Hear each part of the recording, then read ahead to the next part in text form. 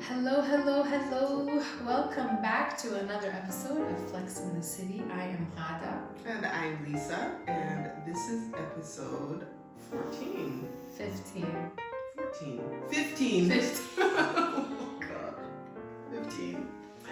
Yes, 15. There's a bug in here. There is a bug in here, so don't mind us if we see us like randomly flailing around, but yeah. You'll know why. Anyway, how are you? I'm good. How are you? Very, very good myself, too. You want to tell me a little bit about Janet? But the opening act was Wyclef Jean, who I'm a huge, massive fan of. And I'd actually forgotten a lot of his hits. Okay. And I forgot that he produces for a lot of other artists as well. So, like, I forgot he did. So did Don't he Lie, perform for those example. songs? So he did. So he would play like a playback of it, Yeah. and he would do like the guitar riffs, or he would actually sing the part. He's so talented. He's incredibly talented. Oh, he was playing the guitar with like his tongue or his mouth at one point. Like What? And then this is the kicker. All right, first of all, after doing the most insane, so you know he did a remix of Guantanamera. That was then. This is now. No, I don't remember. Sitting at the bar with a Cuban cigar. Anyway, he did Maybe if I hear a it. badass remix. Your version of it. Yeah, I'm probably not. It's not doing it justice. It's not computing. But anyway, so he did that, but then he was just like, how many people here from the Caribbean? And then, you know, people were like, woo! And a couple people like had flags, and then he changed the beat to like a carnival beat. Oh, nice. But with Guantanamera playing in the background, it was insane. I was already sweating, and it was like the first 10 minutes. I was like, I need to save and this. Janet Jackson hasn't even come on yet. And I have a finite amount of energy. And then at the end of it, so right before he went off, it was just him by himself on the stage, like him with the screens and the stuff. It was brilliant. No dancers, nothing. Just him and his nothing. guitar, Brilliant. and then like the screens and the lights Brilliant. and everything, which was really nice. And then at one point, like he was singing, and you could tell that he was getting ready to finish his set, and he like did this thing where he's like looked like he's stretching out. I was like, oh, what's he getting ready to do? And I was like, is he stretching? Next thing you know, he does 2 like forward flips and a back flip. And I was like, He's not young. he's like in his 50s, I think. I was like, I'm sorry. Did he have, like, was he attached to a When harness? did Chris No way. Brown come to the... No way he did that without a harness. He No, must it have was had nothing. It was nothing. He did like this weird, like little, like one-handed back. So I was so awestruck, I couldn't even get my phone out in time to videotape it because I was like, no one's gonna believe this. And then he just was like, peace and love, and walked off the stage. I was like, that has to be the end of it, because if he hurts himself, it's a wrap. They have like a stretcher in Yeah, the they're back, just like paramedics were on On call. standby. Yeah, they're just like, all right, he did it this Okay. time. Okay. And then he left, so that was really good, amazing opener.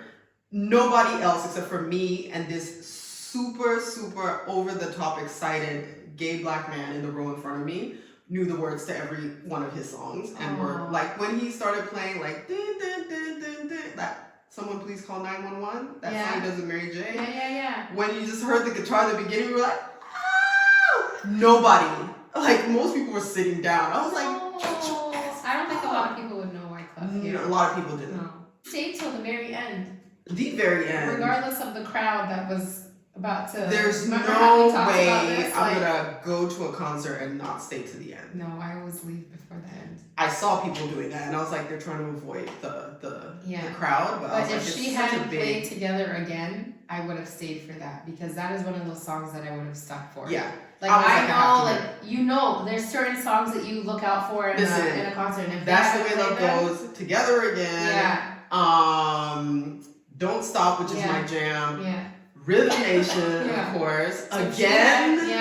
She played it again. Oh my gosh, she was I sitting cry down. every time. Listen. Every time I hear that song, I'm in She literal dimmed the tears. lights and she was sitting down and she's singing, and there was some chick behind me in her full on 100,000% German accent, singing every single word to again at the top of her tone deaf lungs. So you had legit Janet Jackson fans. Legit. I couldn't believe it. Yeah. Okay. And we were in the front, so I'm like, people who were there in that section are people who are like, listen.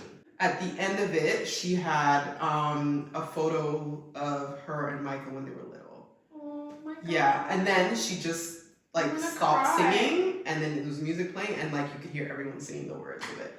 Yeah, it was good. It was good. I was like, oh shit, it's all right. Yeah, it's so good.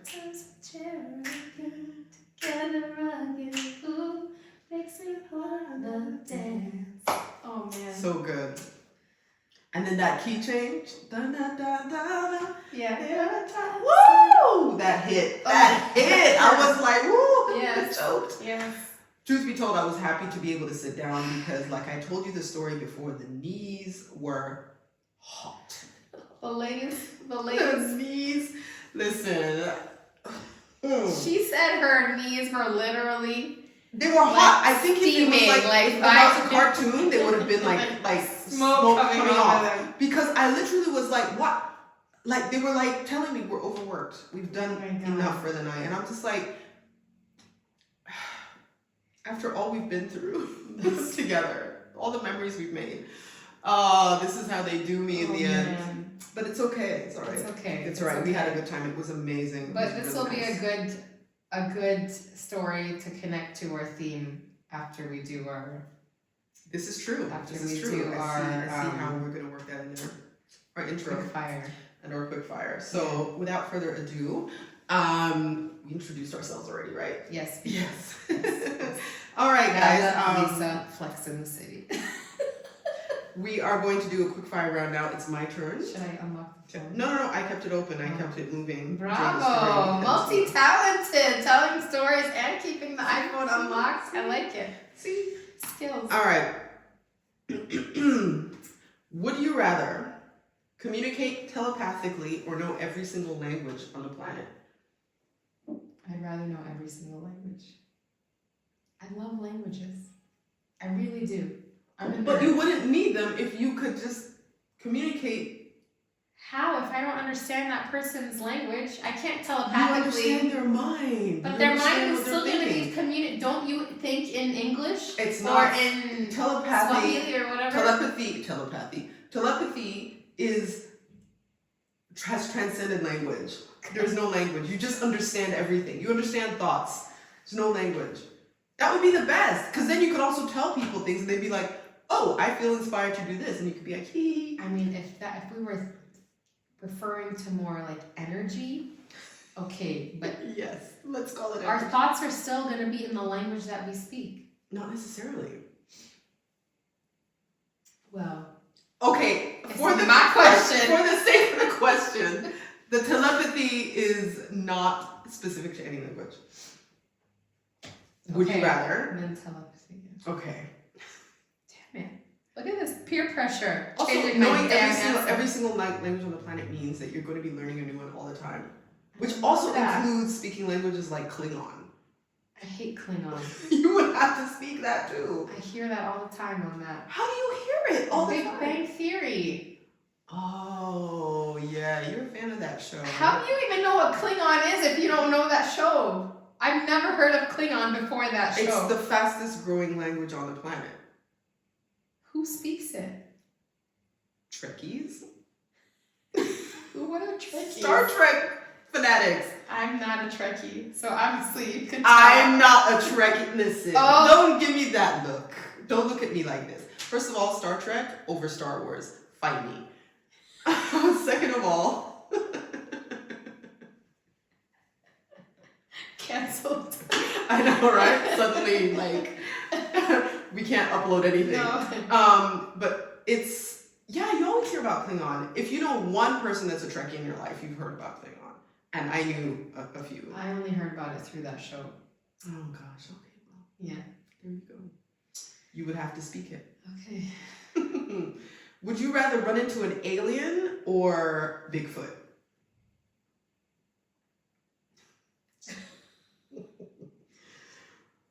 Bigfoot. I feel like Bigfoot is so big I'd see him coming. I could hide. You gotta run into him. But I would be small enough that I from him. An alien, I don't know what I'm gonna see. Like, I don't know. What if he can smell you? Bigfoot? Yeah. Also, the alien could be friendly. We don't know that. It could be. They haven't attacked us yet. Which is more than I can say for humans. I'm gonna say Bigfoot. Okay, fine. Final answer. Final answer. All right. Would you rather have this is a good one. Would you rather have a 1-minute conversation with your past self or a 1-minute conversation with your future self? 1 minute conversation with my future self. Same. And it would be 20 questions. Yeah, yes. I think you asked me about being sticky last week, so this is similar to that, but different. Okay. Would you rather be constantly sticky or constantly itchy? Oh. That's like sticky everywhere, like in every part of my body, sticky? I'll take the itchy with me. I would take the itchy too. I can't I don't know what I you mean can't by even be sticky. sweaty. Like sweat, Like sticky, like but stickier than that. or covered in honey. Like sticky. covered in honey sticky. Not good. Oh God. Yeah. Would you rather know or never know what your pets think of you? I'd rather not know. Instead of telling us, fight guys are fighting assholes. I hate you guys. I think dogs would be really nice about it, but if you had cats Would be like this bitch. Like, literally would be it. Just this bitch. Would you rather look like a fish or smell like a fish? Whilst you think about your answer. I was partnered in German class yesterday with someone who smelled like a fish. with this chick that had fillers. Oh. And I was meant to have this conversation with her. And I'm like, I can't look at her in the face. And the practice is that we are meant to like not read the answer. You're meant to like practice conversationalism. And I was like, I have to look somewhere else because I actually cannot look. And then she would answer and she'd be like, it was like this. Literally the top lip was like, I was like, come on. You couldn't have walked out and paid someone money and said, yes, this is exactly what I was after. So am I literally looking like a fish? You're looking like or a fish. I've got like what you said, like no, fillers you and look like a fish. I look like a fish. Scaly bug eyes. bug-eyed. Or smell. I think I'd rather smell like a fish. Like I still want to be human. I don't want to be a fish. But if you smell walking like a around. fish, ain't nobody coming to see you anyway, so it doesn't matter what you look like. I wouldn't be walking around if I smelled like a fish.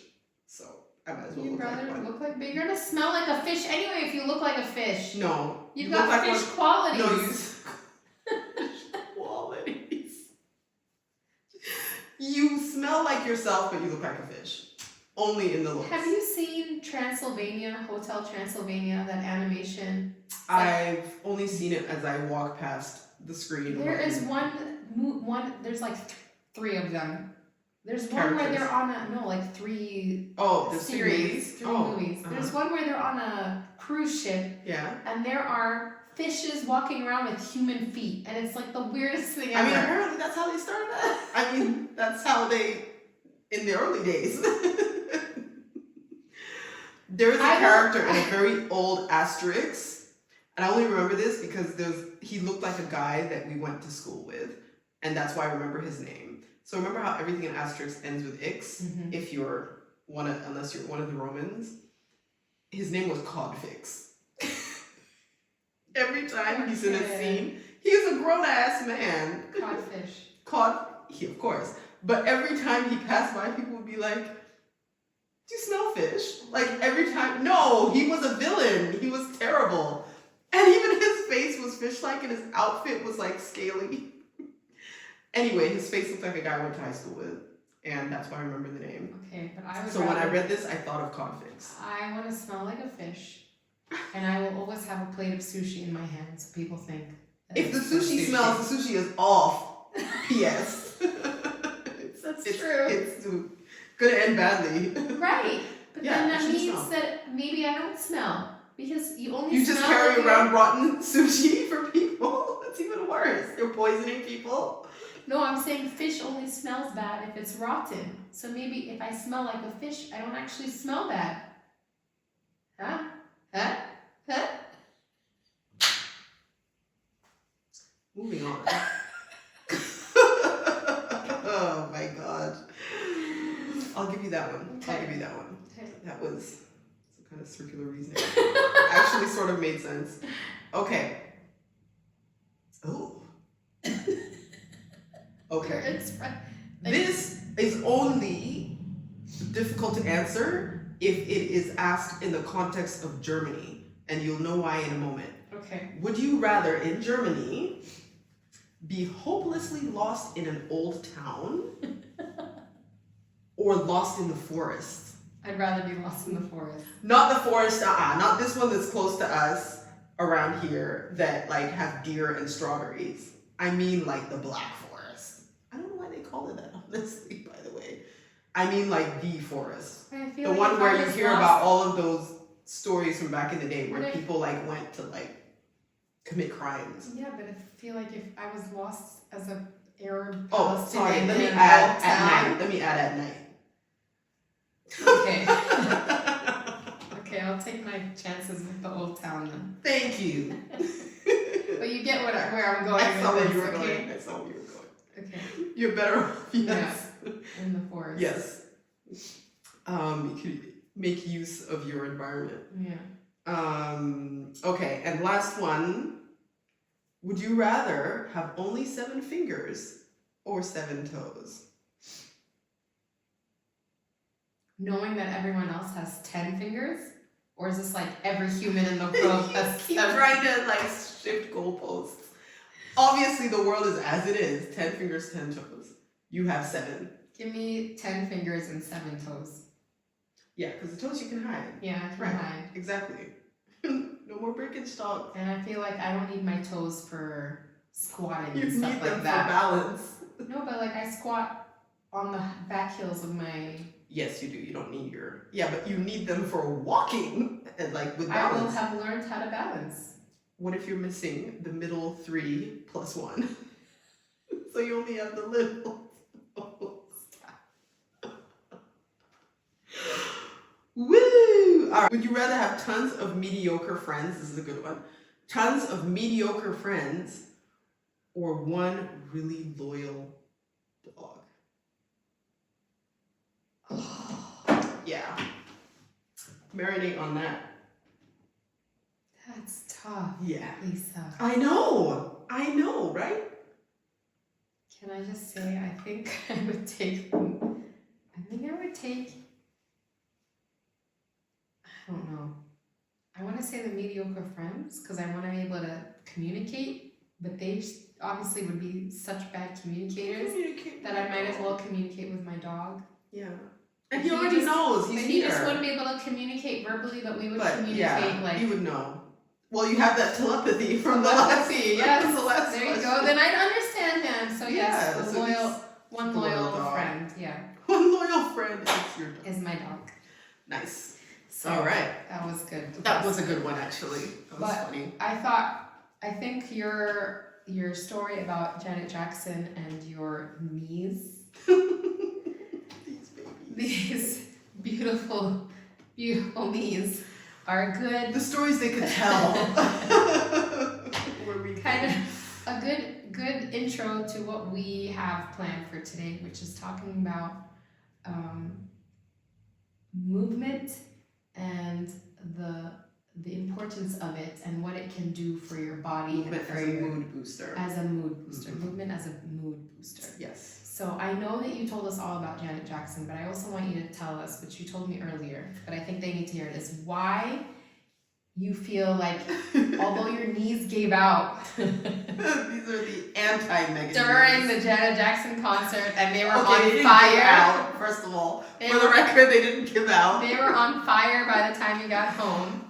Man, I've never felt anything like it. What went on the next day that you were like, thank God I went dancing the night before? And by dancing, I mean moving, like moving your body. Yeah. Well, first of all, dancing is also just like, for me, and I'm pretty sure for you as well, it's more than just a physical expression of movement. It's so psychological, it's so emotional, like just hearing a song that you love. I'm sure a lot of people can relate to that. Yeah. So I haven't had that in a really long time, aside from what I hear in my AirPods when I'm, walking to the dancing gym in the kitchen. Exactly. So it was really nice to be somewhere where I could hear it, and like to the point where it was like pounding through me, because just the sound was so amazing.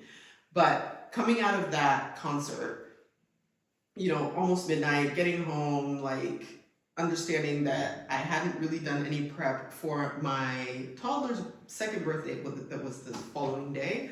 I was like, shit, I'm gonna be so behind. I have to make food for like upwards of 12 people, and all I've done is like marinate some meat. Like I don't have anything prepared. I'm gonna have to do everything in the morning. And I hadn't had a lot of sleep, and my knees were like, good luck, girl. So I was like, all right, we'll see where we are in the morning. So went to sleep, or tried to go to sleep. The toddler refused to sleep that night, which was also wonderful. So we were up until 3 or 4 in the morning. Got up, expected to be super stressed, and I started cooking, and I had thought through already the timing of everything. So I was like, I'll start this and I'll start that, and while this is in the oven, I can prep this, and when I take that out, I can move that. So I had kind of a plan for everything, and it was just kind of moving so well. It was like a little symphony in there. It was like so smooth, and not just that, but like obviously the kids had a lot of energy because they could sense that something was happening. So they wanted to kind of be in the kitchen a lot, and so I got Dante to help me with some of the prep, and everything was just kind of smooth. And I don't know if it's things were running smoothly, or that actually my calmness to the situation kind of helped it feel like it was running more smoothly for me. But that's neither here nor there. It was a lot of work, but I didn't feel, even now coming out of it, I don't feel like it was a lot of work, because I just felt really energized, excited about the party, upbeat, and relaxed. I was really relaxed. That's something that I very palpably felt. I was like, okay, the stress is gonna set in. And it didn't. And it's only in hindsight that I look back on it and I'm like, something that I realized I feel more often after I train, for example, like when I have a really big or hard training session, that's how I feel afterwards. And I was like, yeah, but I didn't train that day. And I think it was the dancing. It was the fact that I had a night of what my body tells me. It was very intense movement that I enjoyed, that shifted my whole sort of energy in a way that I was feeling good emotionally, but also shifted my energy in a way that my endorphins, like my dopamine and my serotonin and everything was like, You were on a high.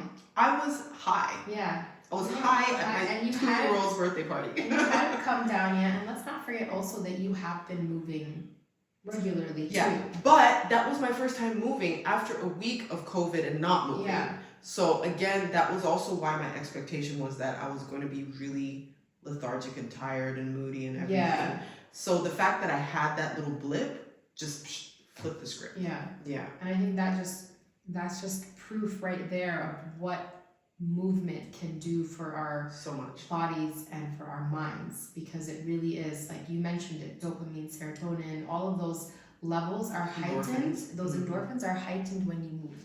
And we're not talking about movement like you have to go do a HIIT class all the time, where you have to be running sprints back and forth. I mean, your movement could be as little as 5 minutes a day, or 2-minute intervals. That's every couple of really hours. Like if you think about it, if you did 2 minutes every hour, by the time you especially if you're someone at work, yeah, You take 2 minutes. You take 2 minutes every hour. Depending on your job. Depending on your job, but 2 minutes to get up and, I don't know, go to one of the meeting rooms and do some jumping jacks. Yeah. You know, like everyone's like, especially people who work, I know they're always like, oh, I can never find time to exercise. I can never find time to move. Make it. I'm always in a suit or whatever. But like, seriously, make the time. like, what is it gonna kill you to get up and do a couple of jumping jacks in your office in the corner? Also, that excuse of I'm always in a suit, let me tell you, as someone who's been in corporate, and I know you can back me up on this as well, especially in the legal field, I've seen people do a whole lot of crazy ass things in suits.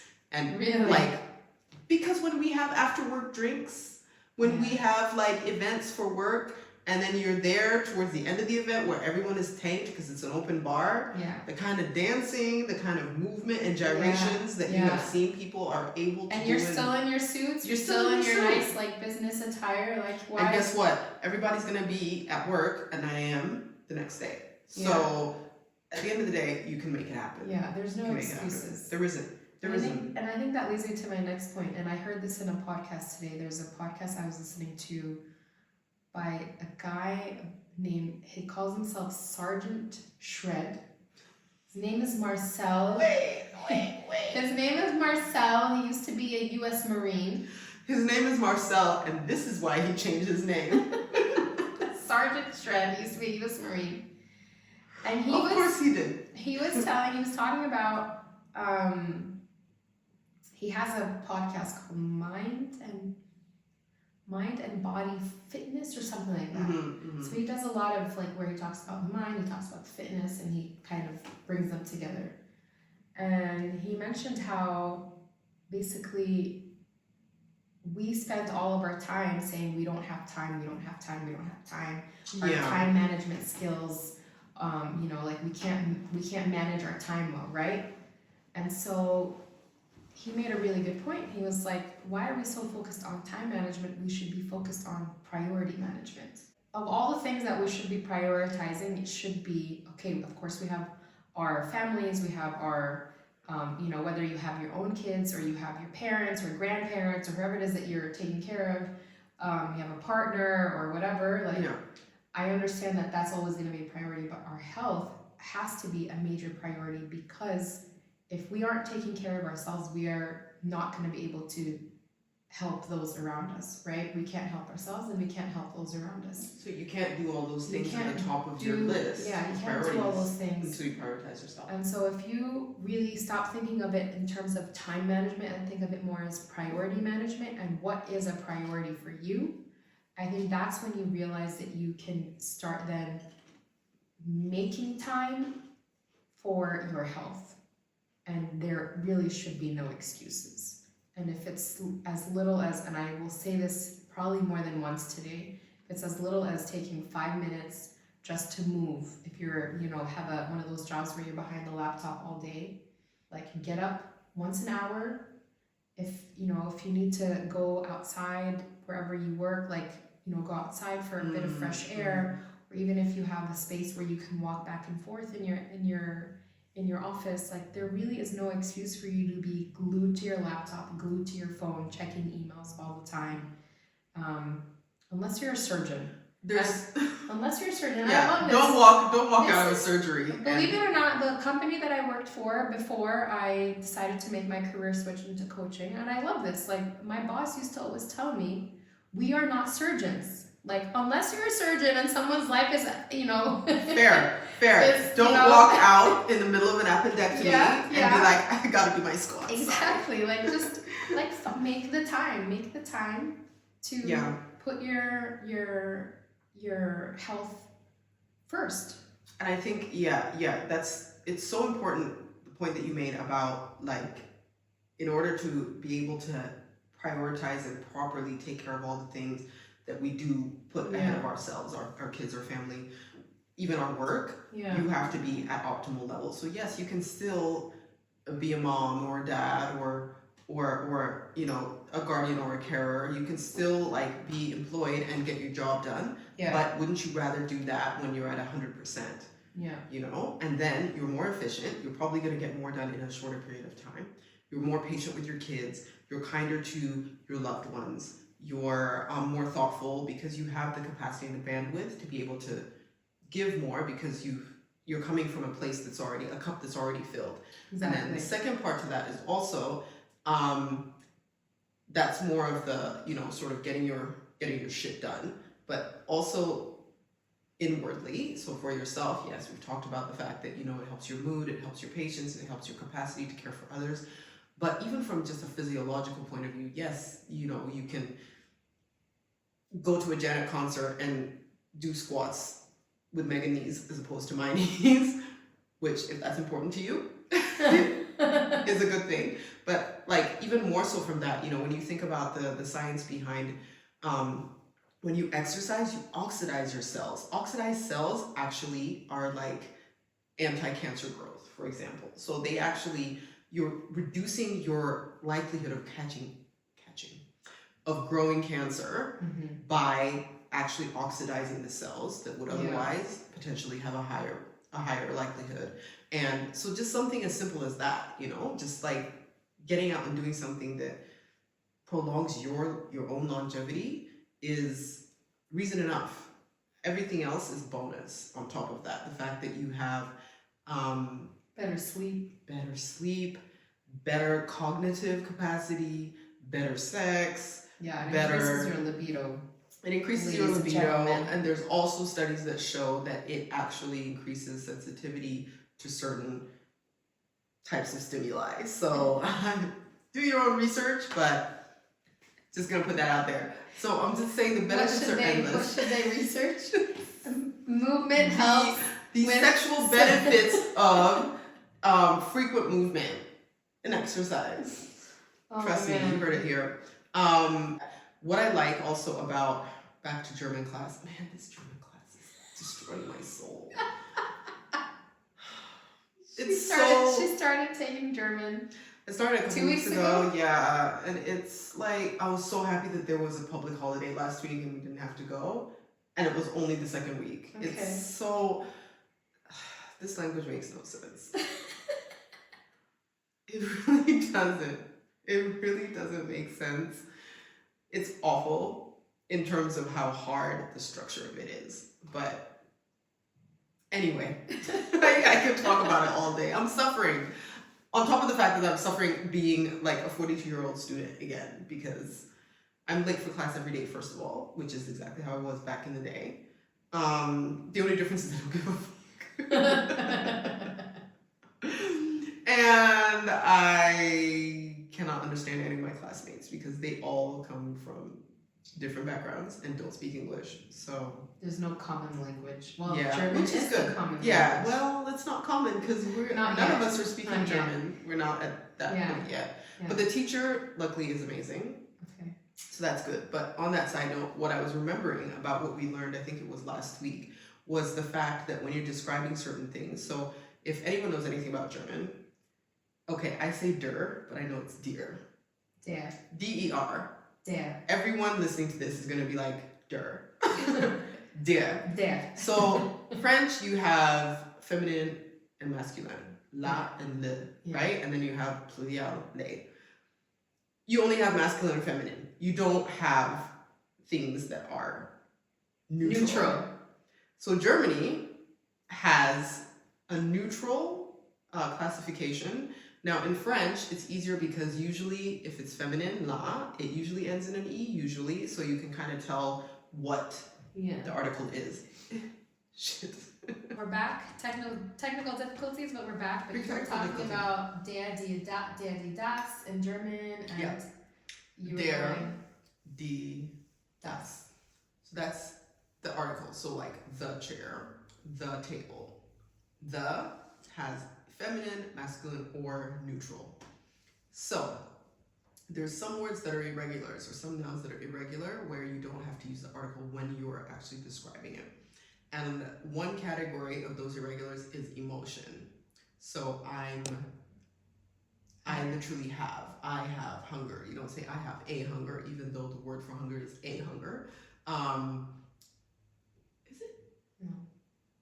Yes. What do you mean? There's a version of it where you say a hunger because In German?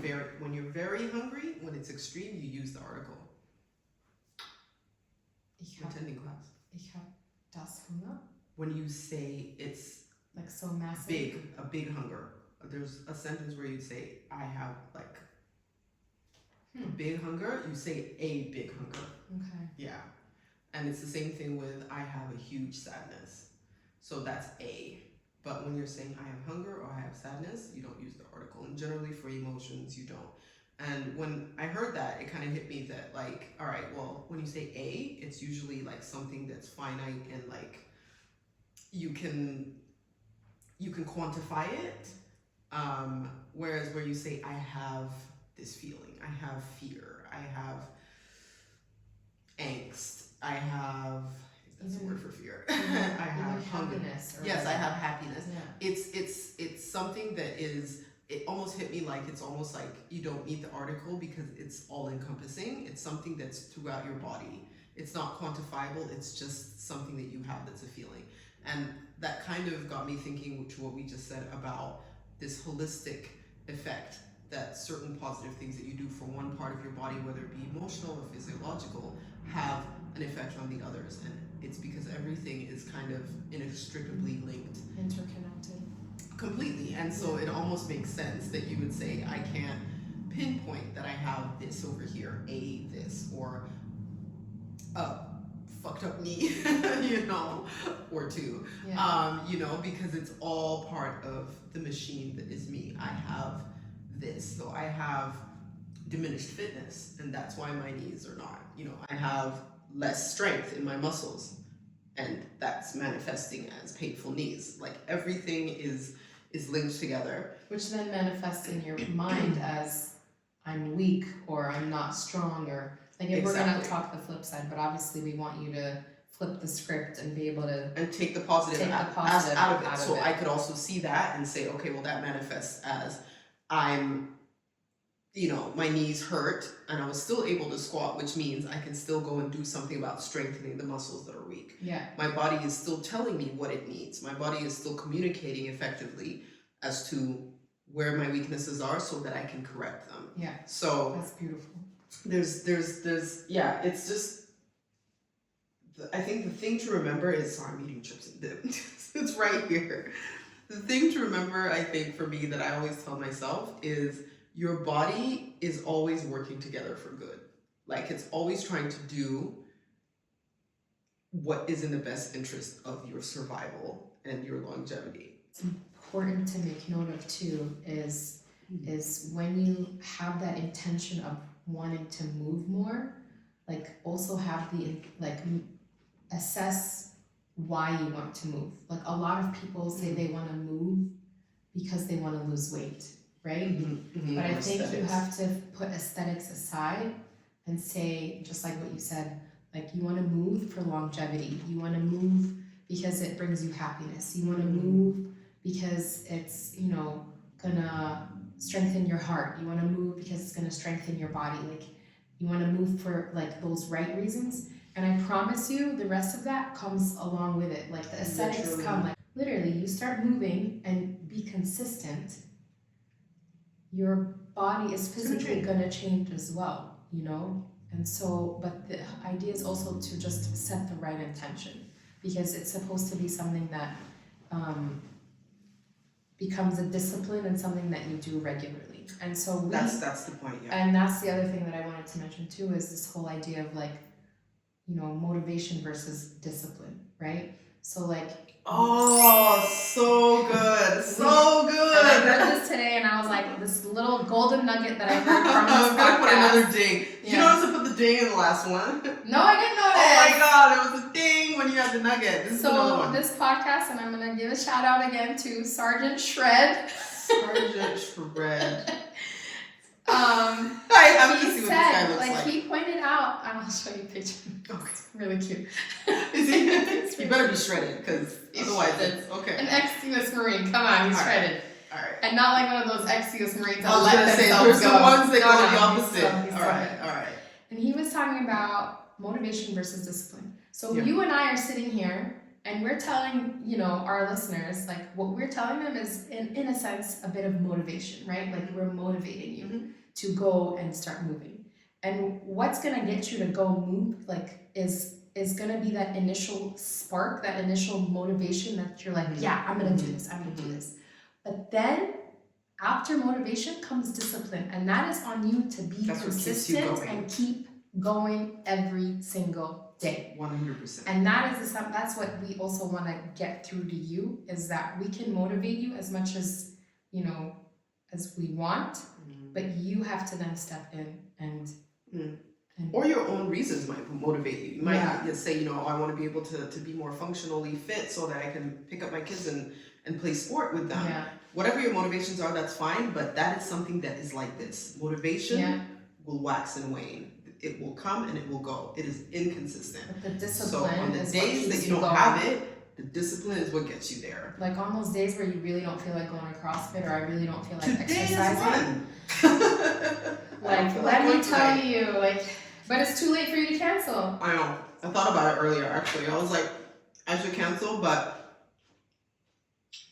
it's the discipline, but it's also the what leads me to the discipline is the fact that I know exactly how I'll feel if you don't go. As soon as I get there. Yeah. Or as soon as I get there, or as soon as I finish. There's never a time that you will train, never a time that you'll do something for your health and your fitness and your well-being that you regret afterwards. Never. Even if you regret going in, even if, especially during, you'll be like, fuck yeah, I'm so glad. Yeah. I'm so glad. Your body will be so happy. Your mind is so happy. And of course, we're obviously suggesting to practice safe, movement exercises. Yes. Like don't go jumping off of. I was gonna say, what's that thing where they jump off of things? Parkour. Like don't go through that kind of move. Unless that's what you're into. You could go to a parkour class, but learn how to do it. Like be safe with your movements. You know? Be safe and, obviously within your limits. Like, don't go out there and be trying to pop a squat when you haven't danced in many months. You had something about, you were telling me before, about the heart disease.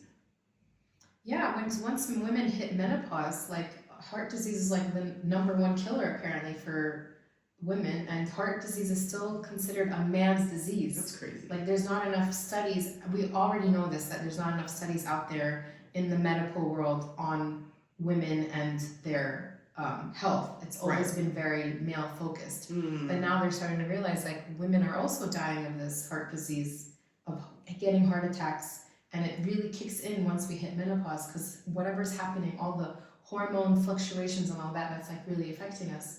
So I think that's where more than ever, right now, if you're in your 30s, your 40s, this is when you, 20s even, this is when you need to get into that movement, that habit of moving.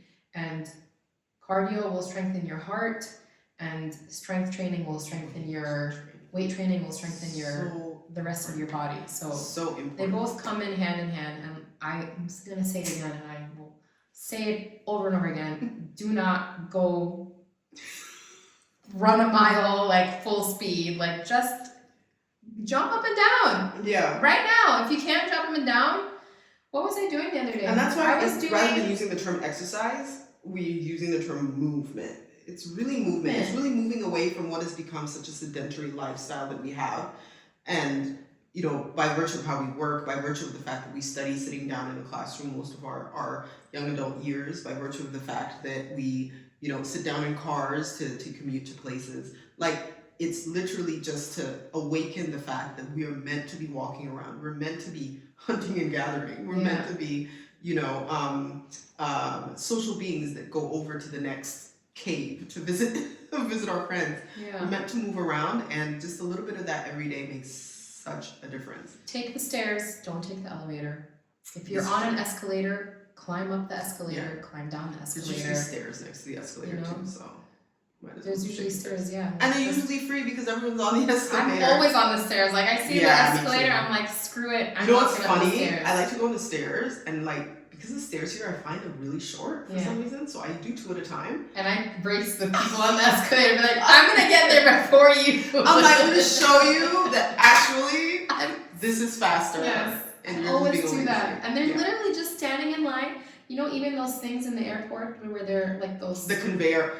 I walk on those. Yeah, you walk. I can't stand I people hate who stand when on I'm walking on it and someone is taking up the whole thing. God. And I'm just like, excuse me. And they hear you coming because you have your wheelie bag and it's like, do-do-do-do-do-do. I'm like, you know I'm behind you. Move your ass. Movement is incredible. It's just what we've talked about is the physiological benefits about, you know, retaining muscle, because as you get older, you also lose that. So that's actually what, you know, as you get older, lends itself to other injuries and also conditions like, you know, old people not being able to get up by themselves from the toilet and difficulty walking, things like that. That's actually largely caused to depletion in muscle mass. You know, things that have to do with osteoporosis, all of these things that we suffer as we get older. The mood booster, the fact that you release stress, the fact that you are better not only for yourself, but for the people around you. You have more bandwidth for the people that you love, more energy to do the things that you might prioritize in one way or another, such as work. You're more efficient because you're more focused, you sleep better, you're going to be better in bed, I guarantee.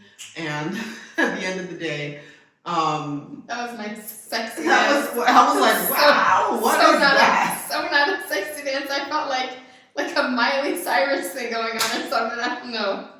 That is your initial reference. I don't know why I it thought was giving Taylor Swift. Maybe Taylor Swift, but like with like a salsa to it. Yeah. Like, but it's the thought that counts. You were here with us. I want to channel Shakira, not like Taylor Swift. Shakira. Hey, she's Lebanese. I know she's half Colombian, half Lebanese, but but she channels the Lebanese. She channels definitely the Arab side. Yeah, she does. That dancing is insane. So Shakira got me off my train of Shakira. Emotional benefits is what I was saying. So all of those physiological. I mean, one might say that the sexual benefits and the libido benefits are more physical than emotional, but honestly, it cuts across both and also actually very psychological. Yeah. For many reasons. And what I can say is, even if you look at it purely from the vanity point of view, when you're happy with your body, you're secure, you're settled, you're sexy to yourself. You're spicier in bed. I'm telling you, the things that you're gonna do /allow / explore. I mean, it's just human nature. Like you're just different. But I think also, especially for women, when you feel sexier, I think it's always better. Yeah. Sexually, when you feel it, to get into the moment and to be able to get past any insecurities and thinking about, oh, how do I look, and you can be in the moment. I think that is especially to women something that is very akin to better orgasm. You know, just I love what how it she's is. trying to like find a. I was like, a what very is it? like Euphemism? PG. Yeah, I way was to like, say you know, it. increased pleasure. Better Like, orgasms. I was like, listen. It's just say it like It's gonna be good. Yeah. And then beyond that, so if there's anything you got out of this, better orgasms. Just take that. Nothing else you can take home. Take that home. Movement equals better orgasms. I'm telling you.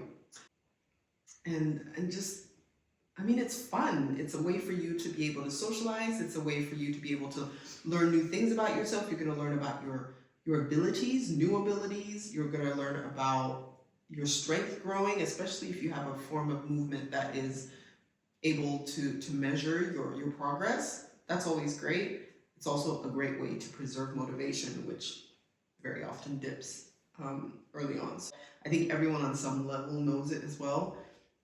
Even people who aren't engaging in regular movement, it's something that we hear everywhere. So understanding the benefits and trying to overcome the lack of motivation stage and actually be able to say, okay, when that happens, how do I change this to consistency and discipline, and continue to do that.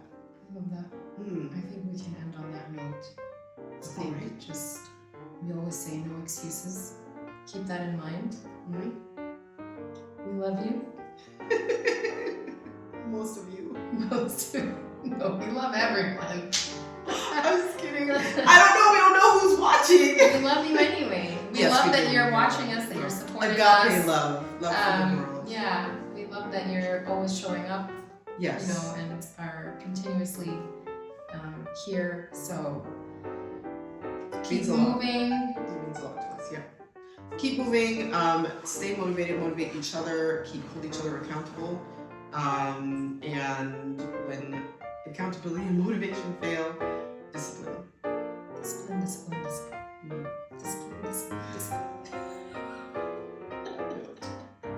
Yeah.